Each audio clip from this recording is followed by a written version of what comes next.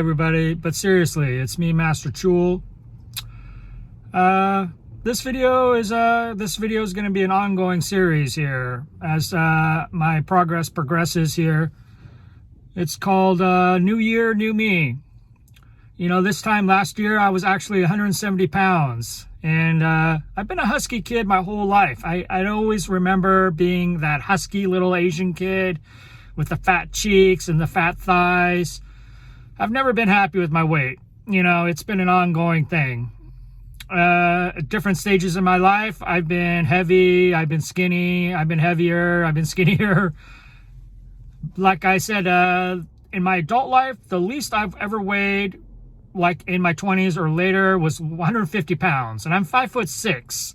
So I'm not very tall, not very muscular. 150 pounds is probably more than enough for somebody my size.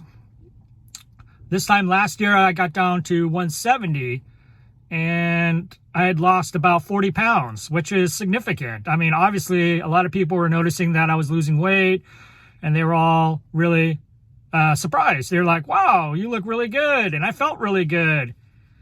Well, what happened was, as soon as I stopped doing the very controlled diet, lifestyle, whatever you want to call that, the health plan, I fell off the wagon. And at first it started slowly. And then it was like, once I fell off the wagon, it was like I was so heavy, I couldn't get back in the wagon. And the motivation to do so was becoming less and less. I haven't weighed myself in a long time at this point, but my guess is I'm probably 225 pounds at least. I currently wear a 2XL. I've been wearing 2XL for a long time. I can barely buckle my shorts at this point, and I do not want to buy a bigger size. I refuse to buy a bigger size. I think I'm in a 38, which is the biggest I've ever had my whole life. And as I said, this time last year, I was down to 170. Like, literally, my shorts were falling down. I had to buy a smaller belt. My 2XL looked like I was swimming in it. And now it's snug, and you can see I got a little gut going on. And of course, there's a lot of issues that go along with weight gain, you know, that aren't healthy. Things like feeling tired all the time, your back hurting, your legs hurting, your joints hurting, snoring issues, sleep apnea, health issues. Obviously, it's not good for, you know, your health overall, you know, your heart. Everything else, you know, is affected by weight. You know, certainly there's a limit. You know, I don't need to be 120 pounds or anything like that, but this time my goal is somewhere between 150 and 170. And I have no doubt I'll reach that goal. My problem is maintaining that goal once I get there. Because, you know, when you're going from like literally 1,000 calories a day to all of a sudden going to eating your regular diet, well, that's kind of hard. When you're used to eating like 1,000 calories a day, and then all of a sudden you're in burning mode, and then you go down to, or go up to like 2,000 or more calories. Well, that's a significant increase. You know, obviously I have the tools and I know what I need to do. I know what kind of foods I shouldn't be eating. And obviously a lot of it is quantity. You know, it's not necessarily, part of it is, yeah, I eat junk sometimes, but it's also the quantity of food I'm eating. I'm probably eating the quantity of 3 people should be eating. You know, I love food. I'm not going to lie. I've loved food for a long time. You know, if I could marry food, I probably would. I'd be like, will you marry me, food? You know, there's a lot of things you can't control in your life. You know, dating and lives and deaths and sickness and money problems and stress. But you can usually control your food. And I think that's one of the things is difficult, is food has become an emotional outlet for me. It's an emotional crutch. I'm feeling bad. I'll have some ice cream. I want to feel good and watch some Netflix. I'll get some Chinese takeout or some noodles. You know, so food definitely is a crutch. It's something that is an emotional crutch for me. You know, it's something I can control in my crazy life. Can't control anything else, but I can definitely control food. You know, a big juicy steak. Thank God I don't drink beer, because then I'd really be heavy. I don't drink beer. I don't drink wine. I'm not really into sweets per se, but I love me some ice cream. I definitely love me some ice cream. Anyway, So this is the first in the series. Today I start out, basically it's through a program called Optavia.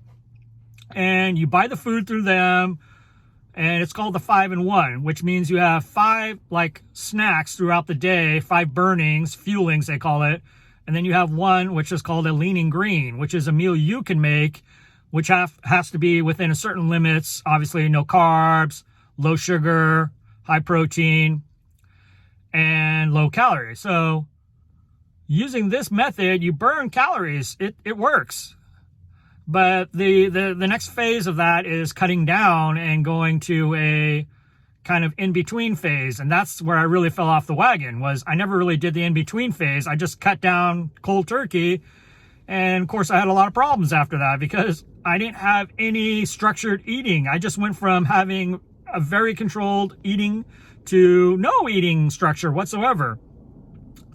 You know, and the point of it is you eat like 100 calories, something high in protein every 2 hours or so, about 2 to 3 hours, and which causes your metabolism to burn constantly throughout the day. So the burning part works really well. I mean, I burned through the calories in the first couple months, no problem. And then it kind of tapers off after that.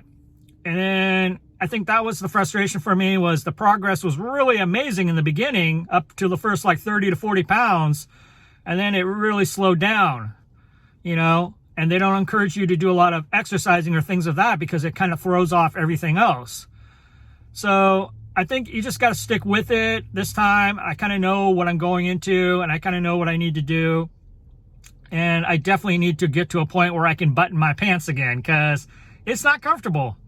Literally, you know what I mean? When you got a weak bladder your whole life and then your pants are really pushing down on your bladder all day, obviously that's causing other issues too.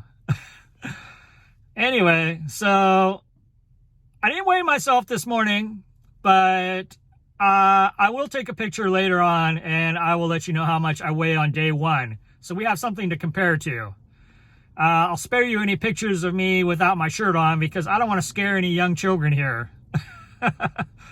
Anyway, this is day 1, and continue to look out for these, and hopefully I can stay motivated and on track and get to where I'm supposed to be, because this is not healthy. And I would like to be here for my kids, you know, when they get through school and college and grandkids. I don't want to weigh 300 pounds and be sick and tired. All right. Well, hopefully week 1 goes well. So we'll see how things go. It's going to be an adjustment because week 1, I'm going to be hungry. Hungry. I'm hungry just thinking about it. All right. Let's see how things go. I'll talk to you guys soon. Master Tool out.